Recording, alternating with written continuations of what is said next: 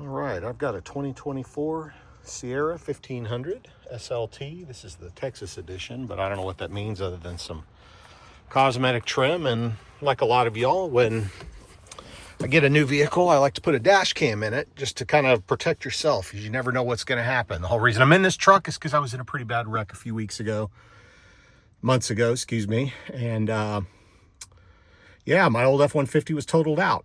So anyway, put this new FitcamX in there. It's got a real nice look to it. It really looks OEM. Fitcam support was pretty good. You know, no complaints. The camera quality of it is really good. I did go ahead and invest in the little diffuser thing that they sell to cover the lens. It just cuts down on some of the reflectivity off of the dash itself, which you can kind of see already here. With some of the vents, the defroster vents are reflecting there on the windshield. Anyway, I got the rear camera facing option, and one thing I noticed that they do is they don't give you much instruction. There's a lot of assumptions that you know what you're doing and you know how to install a rear camera. Well, I just spent a couple hours getting it done, and I figured I'd share it with you guys. Just a brief overview of what I did. I started getting this fully in place, and again, the Fitcam instructions, including the videos, are really good to get this particular camera in place. The next thing I did is I strung the rear camera up here, and the wire is up inside, tucked up in there. One of the hacks I saw on a few other dash cam videos is take some tie wraps and tie a couple of tie wraps around them and then cut them. It gives them mass, and that way when you shove it up there, it keeps them from moving around.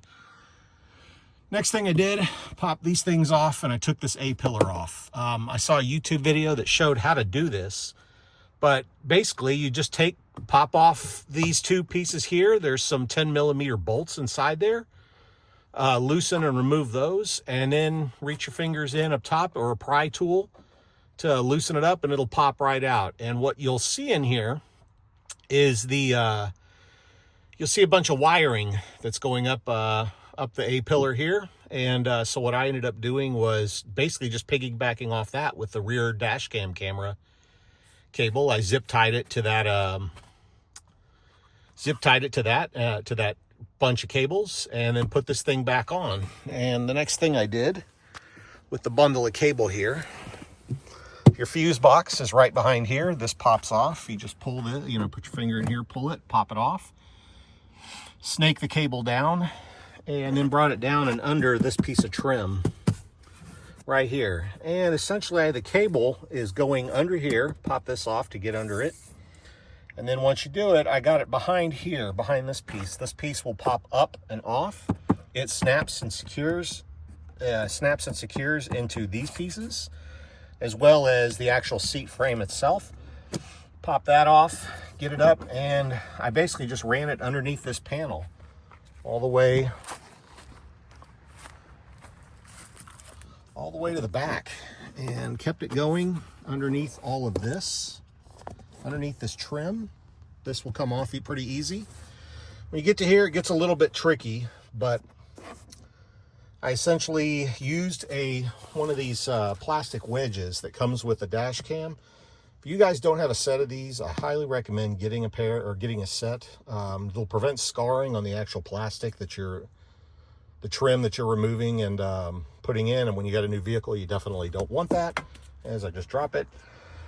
Anyway, piped it in here. You can kind of see the cable just a little bit there. The cable kind of comes up behind. You definitely want to keep it behind the seat belt, and kept it up and behind the seat itself. There's some cables and everything that are already visible back here.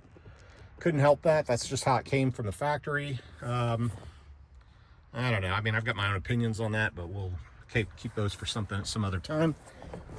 But basically, I just brought the cable up behind the cables that were already there.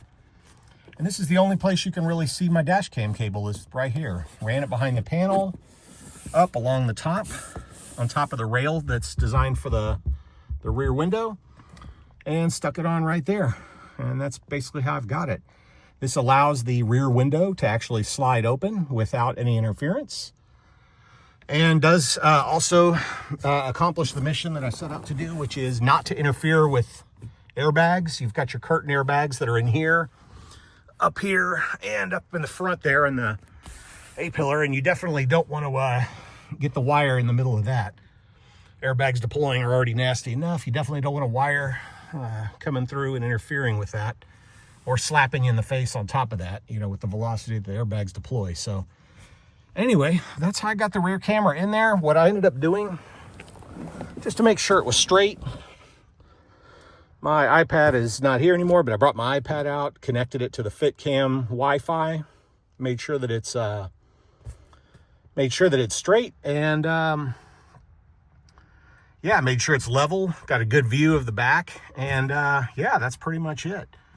If you guys got any questions, again, I'm not sure if this is the perfect way. If there's something I messed up that you see on here, man, I'd love to hear it. Please give me some comments. Otherwise, yeah, just appreciate you watching. Thanks.